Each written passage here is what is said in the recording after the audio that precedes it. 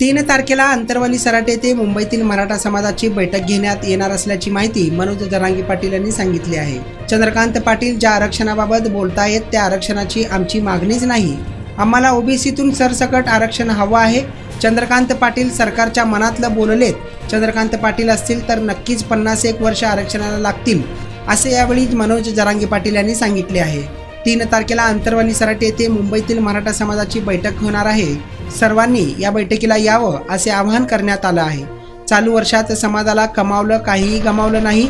सरकार पावला पावलावर बदलत असल्यानं आम्ही मुंबईला चाललोय। एकही मराठ्याने घरी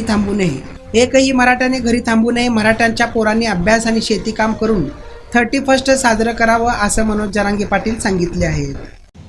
आम्ही कुठं ती मागणी करतो? आमची ती मागणीच नाही।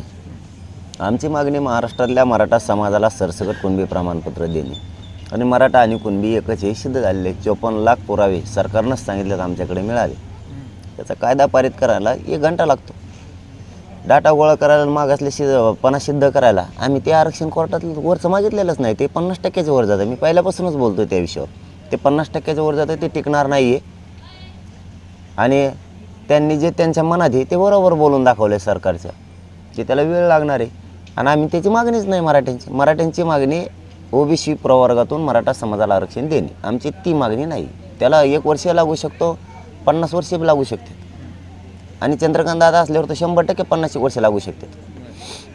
सुप्रीम कोर्टामध्ये हायकोर्टाप्रमाणे आम्हाला प्रभावीपणे मुद्दे मांडता आले नाही, त्यामुळे आरक्षण टिकलं नाही असंही त्यांनी म्हटलेलं आहे। म्हणजे तशा प्रकारची कबुली त्यांनी दिलेली आहे। तुम्हाला त्यांच्या कबुलीबद्दल काय वाटतं? मग आता त्यांनी बरोबर बोलले ना, ते आता कबुली द्यायला लागले, खरं बोलायला लागले। ते सरकार हे सुप्रीम कोर्टातलं आताचं जे क्युरिटी पिटिशन दाखल केलेलं आहे त्या आरक्षणाला 1 वर्ष लागते मागासलेपणा सिद्ध मानल्याच्या नंतर। ते बरोबर बोलले ना, पोटात होतं त्यांचे पडदिशी तोंडात येऊन गेलं आणि खरं ते बोलून गेले ते। पण ती मागणी मराठीची नाहीची। मराठ्यांची मागणी ओबीसीतून मराठा समाजाला सरसकट आरक्षण देणे आणि त्याच मागणीवर आम्ही ठाम आहेत।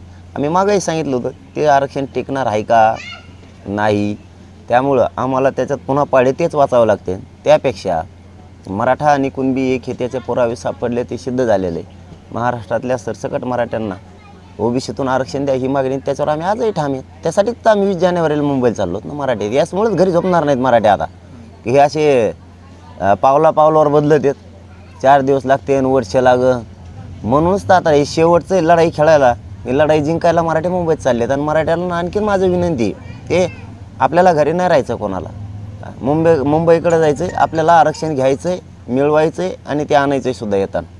तुम्ही विशेष अधिवेशनाची मागणी केली होती, त्यांचं असं म्हणणं आहे की मराठा मागास असल्याचा अहवाल आल्याशिवाय विशेष अधिवेशन बोलवता येणार नाही। आम्ही अधिवेशन मागितलेच नाही।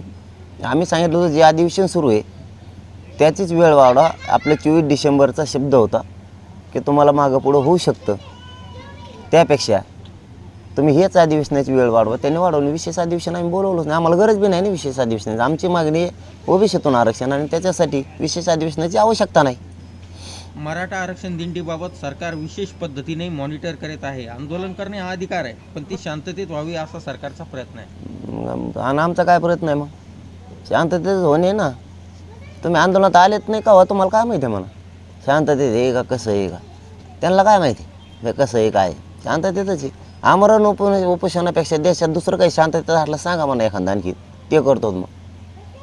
आता 31 आहे आज आणि देशभरामध्ये हा 31 साजरा केला जाणार आहे। महाराष्ट्रामध्ये मराठा समाजाच्या तरुणांनी 31 कसं साजरा करावं असं तुमची इच्छा आहे आणि कोणत्या पद्धतीने साजरा करावा असं तुमचं म्हणणं आहे?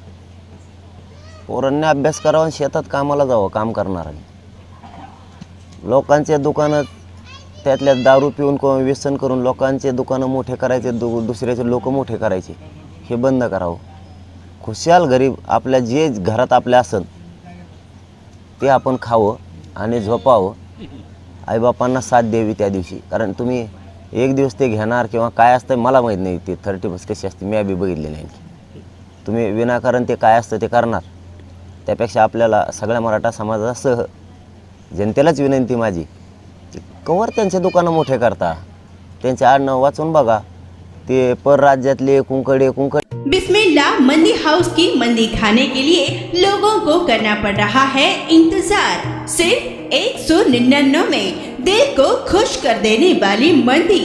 सोलापुर वासियों का कई सालों का विश्वास। बीजापुर बेस में स्थित होटल बिस्मिल्लाह ने शुरू किया है बिस्मिल्लाह मंदी हाउस। बिल्कुल कम दामों में शानदार से शानदार जैतून, अन्य प्रकार के मंदी सिर्फ और सिर्फ मिलेंगे बिस्मिल्लाह मंदी हाउस में। अगर आप सोच रहे हैं कि अपने परिवार के साथ किसी अच्छे होटल में खाना खाने जाएं, तो देर किस बात की, एक बार बिस्मिल्लाह मंदी हाउस में जरूर आएं। फैमिली के लिए एक खूबसूरत, शानदार और खास फैमिली सेक्शन बिस्मिल्लाह मंदी हाउस में आपकी सेवा में हाजिर है। अपने दोस्तों के साथ बाहर खाने जाना हो या किसी दोस्त की बर्थडे पार्टी सेलिब्रेशन करनी हो, तो एक बार बिस्मिल्लाह मंदी हाउस में जरूर आए। एक बार मंदी खाओगे तो बार बार आओगे। हमारा पता बीजापुर बेस पुराना बिस्मिल्लाह होटल, फर्स्ट फ्लोर, सोलापुर।